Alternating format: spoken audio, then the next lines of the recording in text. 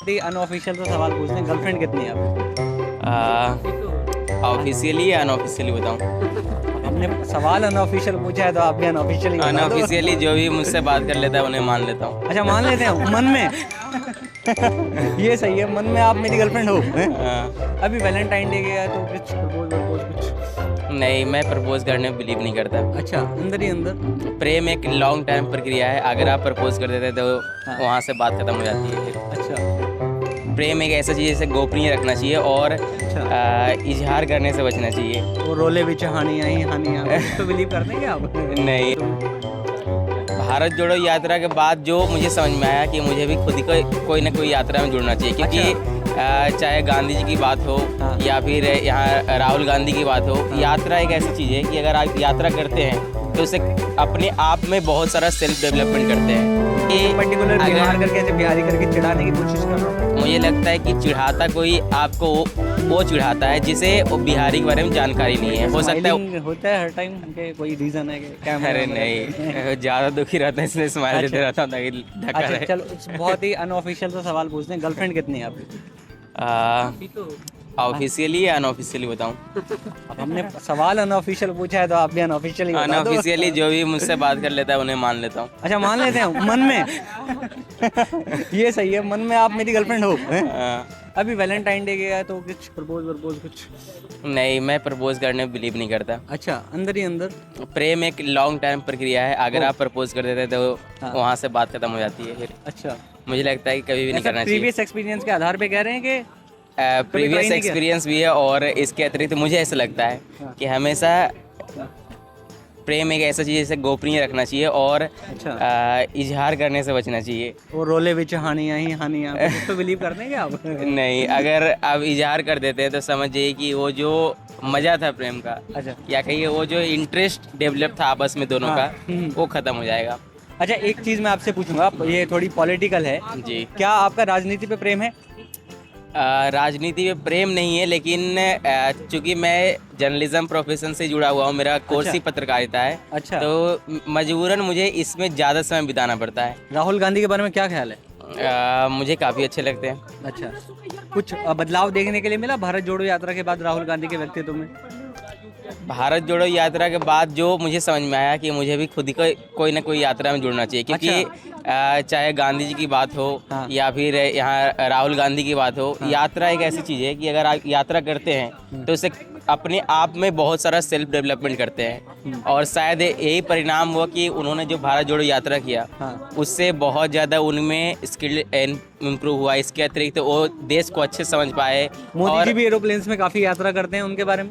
नहीं, वो as a प्रधानमंत्री वो भी अपने जगह पे ठीक है, लेकिन जिस तरह एक विपक्षी प्रधानमंत्री उम्मीदवार को जिस तरह से काम करना चाहिए, फिलहाल अभी राहुल गांधी बहुत ही प्रोग्रेसिव वे में, और अगर अपना स्तर बढ़ाते गए, अगर कुछ और छोटे मोटे गलतियां से बचे अगर, तो शायद ये बहुत आगे जा सकते हैं और शायद प्रधानमंत्री बन जाए। केजरीवाल सच कहूँ तो मुझे पर्सनली काफ़ी अच्छे लगते थे और अभी भी लगते हैं।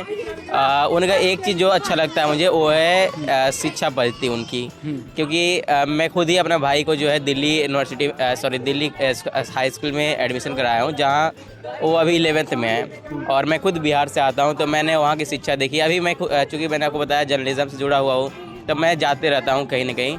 अभी जो है बॉर्डर एरिया पे जो दिल्ली के बाहर जो स्कूल हैं वहाँ पे मैं गया, वहाँ पे मैं वर्कशॉप लिया, वहाँ देखा मैं स्कूल बहुत ही थोड़ा गंदे थे और कह सकते हैं कि साफ़ सफाई कमी थी और उस तरह से मेंटेनेंस नहीं था जिस तरह से दिल्ली के स्कूलों में है। तो स्कूल के स्तर पे उन्होंने काफ़ी अच्छा काम किया है, मुझे ऐसा लगता है। एक शब्द अभी आपने बोला कि मैं बिहार से हूँ।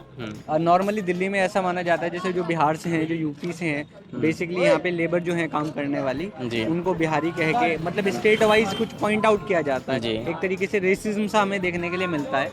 तो जैसे आप पढ़ाई करते हैं तो कभी ऐसा इन्वायरमेंट क्रिएट होता है? नहीं, मुझे लगता है कि पर्टिकुलर बिहार करके ऐसे बिहारी करके चिढ़ाने की कोशिश कर रहा हूँ। मुझे लगता है कि चिढ़ाता कोई आपको वो चिढ़ाता है जिसे बिहारी के बारे में जानकारी नहीं है। हो सकता है वो ऐसे लोगों से मिला हो जो केवल उनके इर्द गिर्द छोटे लोग रहे हो या कहिए तो छोटे छोटे रोजगार में जुड़े हुए हो, उनसे मिला है, इससे ऐसा लगता है। हम अभी जिस क्लास में पढ़ रहे हैं उसमें अधिकांशतः बिहारी ही है, यूपी बिहार के साथी है, और जितने भी ऊंचे पदों पे देखिए आप बिहार के लोग मिल जाएंगे, उतना ही नहीं कोई भी क्षेत्र में देखिए बिहार के लोग मिल जाएंगे। तो ऐसा नहीं, जर्नलिज्म में अपना आइडियल किसको मानते हैं? आइडियल जैसा कुछ मेरे पास नहीं है, लेकिन सभी का कुछ कुछ मुझे पसंद है। जैसे कि बिहारी बहुत फेमस हैं जी रवीश कुमार की बात कर रहे होंगे आप। नहीं बात कर रहा। हाँ, उनका जो निष्पक्षता या कहिए तो जो बेवाकी से जिस तरह से वो पत्रकारिता करते हैं वो पर्सनली मुझे पसंद है। इसके अतिरिक्त मुझे बहुत सारे पत्रकार पसंद है, चाहे वो आप कहे वो सत्ता पक्ष की तरफ रहते हो या विपक्ष की तरफ, लेकिन सभी के सभी में मैं एक पर्टिकुलर व्यक्ति को नहीं कहता कि वो सबसे बेस्ट है। मेरे लिए सबको में कुछ ना कुछ गुण अच्छा लगता है। एक इम्पॉर्टेंट सवाल, एक लास्ट सवाल बस मैं आपसे पूछना चाहूँगा। जैसे अभी हम देख रहे हैं कि केंद्र की तरफ से आरोप लगाए जाते हैं केंद्र के ऊपर ही कि वो मीडिया जो है वो गोदी मीडिया बन गया है। इसमें यूट्यूबर्स जो हैं उनकी एक बहुत बड़ी भूमिका जो है वो देखने के लिए मिलती है। चाहे आप अब आप खुद ही जिनका नाम अभी हमने लिया था रवीश कुमार, उनका भी खुद का एक यूट्यूब चैनल है। इसके अलावा ध्रुव राठी काफ़ी फेमस और काफ़ी बड़ा नाम है इस चीज़ के अंदर। तो क्या लगता है कि हाँ, ऐसा क्यों हुआ कि यूट्यूब पर आने की ज़रूरत पड़ गई? क्या हम टेलीविज़न पे पत्रकारिता को खुल के नहीं कर सकते? नहीं, ऐसा बात नहीं है। जब पत्रकारिता हमारे टीचर जब पढ़ाए तो उसमें कंसेप्ट आया जो है ग्लोबलाइजेशन।